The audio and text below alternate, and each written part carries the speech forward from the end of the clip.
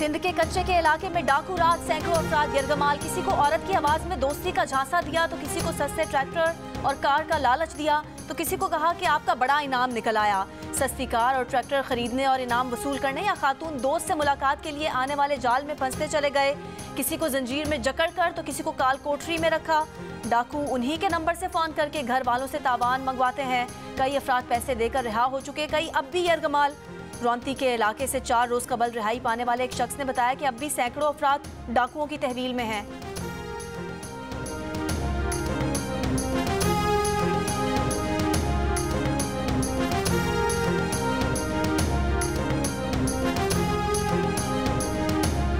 वो उन्होंने 1 करोड़ पहले मांगा, फिर मिन्नत समाजों के साथ 40 लाख पे उन्हें डन किया। पंजाब के लोग काफ़ी सारे उन्होंने अगवा किए हुए हैं, वो इधर उनको पैसे लेके छोड़ते हैं, पीछे से राब्ते करके ईद पे बकरों के सौदे होते हैं, ऐसे उधर सौदे होते हैं। नवाड़ों के इलाके रौंती में डाकुओं के खिलाफ पुलिस ऑपरेशन जारी। 6 बख्तरबंद गाड़ियों जदीद असलहे से लैस नफरी हिस्सा ले रही है। इससे पहले कई पुलिस ऑपरेशन सरकारी एहलकारों के फरसूदा असलहे की वजह से नाकाम रहे। पुलिस हुकाम का दावा है कि इस बार पुलिस फोर्स जदीद असलहे और ड्रोन टेक्नोलॉजी से लैस है।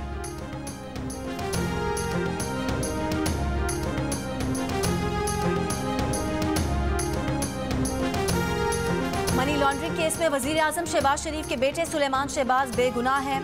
FIA ने क्लीन चिट दे दी। अदालत में ज़िमनी चालान में कहा कि सुलेमान शहबाज केस में मुलविस नहीं पाए गए। ताहिर नकवी भी केस में मुलविस नहीं। अदालत का FIA को मजाज अथॉरिटी से मंजूरी के बाद ज़िमनी चालान जमा कराने का हुक्म। मजीद समाअत 4 फरवरी तक मुलतवी।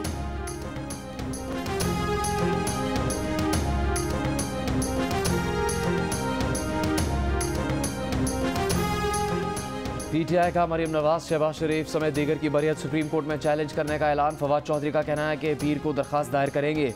हुकूमत का एक ही मकसद है, अपने मुकदमे ख़त्म करवाना। सुलेमान शहबाज को क्लीन चिट मिलना इसी सिलसिले की कड़ी है। PTI अरकान के इस्तीफ़े अदालत में चैलेंज करने का कोई इरादा नहीं। इस वक्त 64% नशिस्तें खाली हो चुकी। इंतखाबात की मंजिल अब करीब है। निगरान वज़ीर आला पंजाब के लिए बोले, उम्मीद है इलेक्शन कमीशन शरीफ और जरदारी के फ्रंटमैन की बजाय बेहतर नाम का इंतखाब करेगा।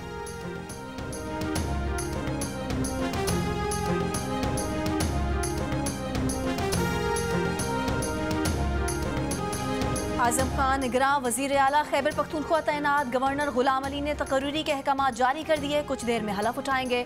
आजम खान का कहना है कि पुरअमन इंतखाबात अव्वलीन तरजीह हैं। इलेक्शन कमीशन से भरपूर ताउन करेंगे।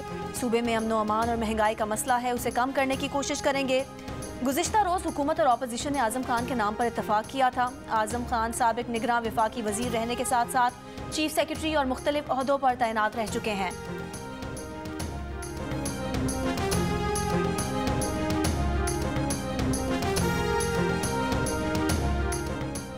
पंजाब का निगरान वज़ीर आला कौन होगा, फैसला अब इलेक्शन कमीशन करेगा। हुकूमत और अपोजिशन ने अपने दो नाम इलेक्शन कमीशन के पास भिजवा दिए। चीफ इलेक्शन कमिश्नर ने कल अहम इजलास तलब कर लिया। ज़राए के मुताबिक इलेक्शन कमीशन निगरान वज़ीर आला का ऐलान कल ही करेगा। हुकूमती इत्तेहाद ने अहमद नवाज सुखेरा और नवीद अकरम, जबकि अपोजिशन ने मोहसिन रज़ा नकवी और अहद चीमा को नामजद कर रखा है।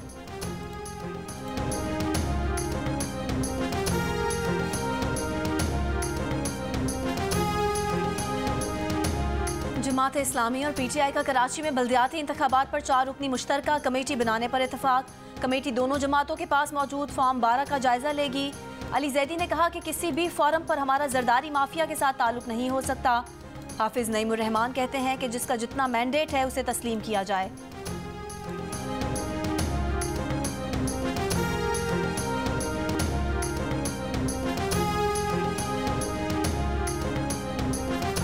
किसी मुल्जिम के खिलाफ रेफरेंस वापस होने का मतलब केस से इसकी बरियत नहीं, नैब कोर्ट्स से रेफरेंस में सिर्फ दूसरी अदालतों को मुंतकिल हो सकते हैं।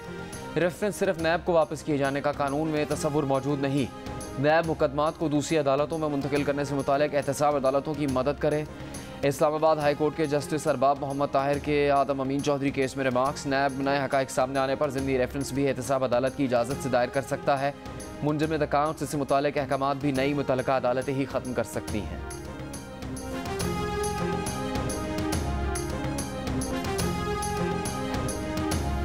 फाइनेंस मिनिस्टर के हवाले से आपने कहा था कि जोकर लगा हुआ है, किसको कहा था सर आपने? वो तो पीटीआई के जो आखिरी 3 थे उनको कहा था। पीटीआई के 5 उन्होंने चेंज किया था, मैंने तो 3 की बात की। इस्माइल का नाम नहीं था? मैंने तो किसी का नाम नहीं लिया। आपने ट्वीट में वजीर खजाना को जोकर कहा था। सहाफी का सुलेमान शहबाज से सवाल। सुलेमान शहबाज ने कहा कि पीटीआई ने 5 वजीर खजाना तब्दील किए थे, उन्होंने आखिरी 3 को कहा था। सहाफी ने पूछा कि क्या उसमें मिफ्ता इस्माइल भी शामिल थे। सुलेमान शहबाज ने कहा कि उन्होंने किसी का नाम नहीं लिया था।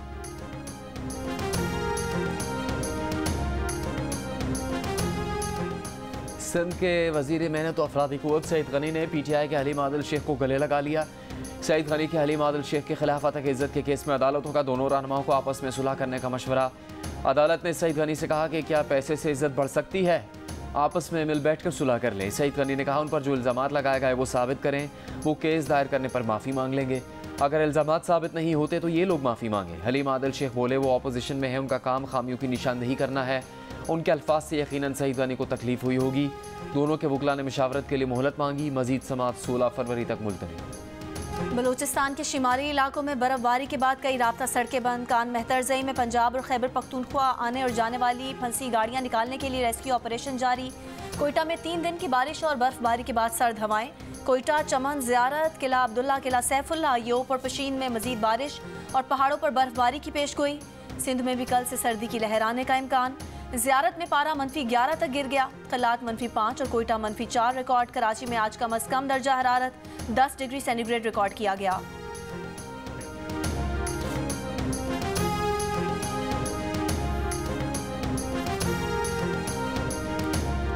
बर्फबारी इंजॉय करने सयाहों की बड़ी तादाद वादी कालाम पहुंच गई। शहरी मौसम के साथ हसीन नज़ारों का लुत्फ उठा रहे हैं। गवर्नर सिंध कामरान टिसोरी भी बर्फबारी का मजा लेने भरी पहुंच गए। बच्चों के साथ बर्फ से खेलने की वीडियो शेयर की।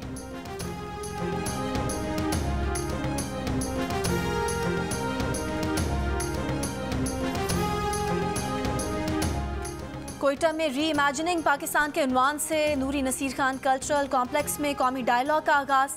साबिक वज़ीर आज़म शाहिद खाकान अब्बासी, मिफ्ता इस्माइल, नवाबजादा लश्करी रईसानी, हुमायूं अजीज़ कुर्द और साबिक वज़ीर आला नवाब असलम रईसानी की शिरकत।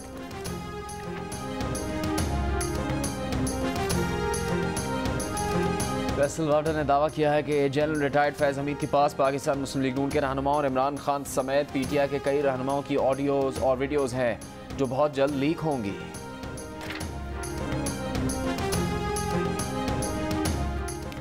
वज़ारत पेट्रोलियम ने कहा है कि मुल्क में तेल के मतलूबा ज़खायर मौजूद हैं, किल्लत का कोई इम्कान नहीं। अवाम अफवाहों, क़यास आराइयों और गुमराहकुन इत्तलात पर कान न धरें। पेट्रोलियम इंडस्ट्री ज़राए का कहना है कि बैंक्स ऑयल कंपनीज की पेट्रोल इंपोर्ट की एलसीज नहीं खोल रहे। फरवरी में पेट्रोल की किल्लत पैदा होने का खदशा है।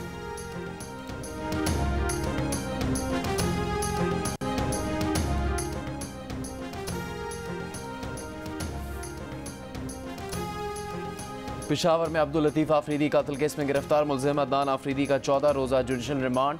जेल भेज दिया गया। मुल्ज़िम ने 16 जनवरी को सीनियर वकील अब्दुल लतीफ़ आफरीदी को हाई कोर्ट बार रूम में कत्ल किया था।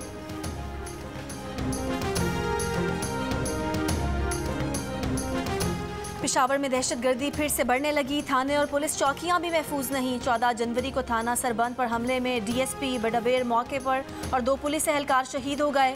दहशतगर्दों ने रेकी पुलिस स्टेशन पर भी दस्ती बमों से हमला और फायरिंग की।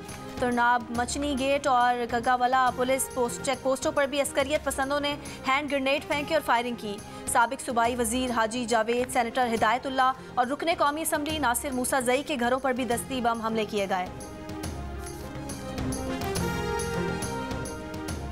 डिफेंस के निजी स्कूल में तालिबा पर साथी लड़कियों के तशद्दुद के केस में लाहौर की सेशन अदालत में समाअत। अदालत ने 3 तालिबात की 50-50 हज़ार के मशलकों के एवज़ अबूरी ज़मानतें मंजूर कर ली। अदालत ने डिफेंस से पुलिस को तालिबात को 30 जनवरी तक गिरफ्तार करने से रोक दिया।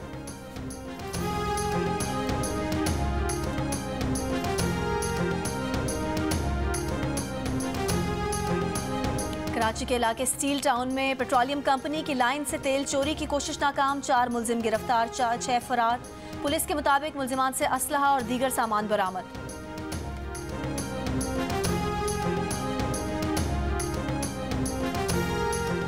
सिंध के वज़ीर इत्तलात शर्जील मेमन सीने में तकलीफ के बायस NICVD हैदराबाद मुंतकिल। एंजियोग्राफी के बाद एंजियोप्लास्टी कर दी गई, हालत बेहतर।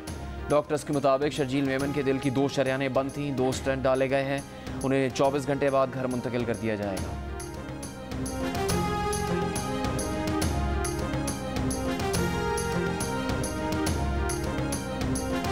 इस वक्त भारत से मुज़ाकरात का हम तसव्वुर भी नहीं कर सकते।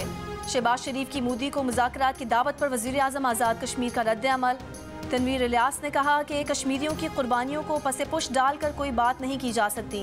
बोले भारत UN करारदादों से भागकर कश्मीर में जबरी कब्जे की कोशिश कर रहा है। अक़वाम मुत्तहिदा की जिम्मेदारी है कि मसला कश्मीर के हल के लिए भारत पर दबाव बढ़ाए।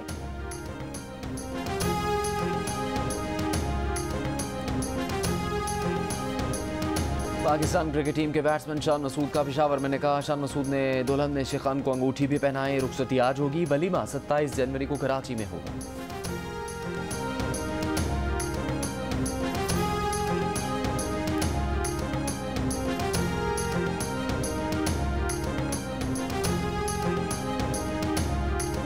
उनके वालिदैन जो है वो अमरीश पुरी बन गए। उन्होंने कहा ये शादी नहीं हो सकती। तो उस मेरी तनख्वाह इतनी कम थी, उन्होंने मना ही करना था। वो आपने सुना है ना, मेरे जेब में 50 रुपए नहीं होते थे, अब मैं 500 करोड़ का मालिक हूं। 500 करोड़ का मालिक हूं। किसी का कि तुम किसी और के हो जाओ, ये बहाना नहीं होगा। और प्रोग्राम हंसना मना है में मारूफ एंकर शहजाद इकबाल ने बताया कि उनकी शादी जियो न्यूज़ में प्रोग्राम मिलने के बाद मुमकिन हुई क्योंकि उनके ससुर ने इससे पहले रिश्ता देने से साफ इनकार कर दिया था। शो में और क्या कुछ हुआ जानने के लिए देखिए शरारतों से भरपूर हंसना मना है आज रात 11:05 पर सिर्फ जियो न्यूज़ पर।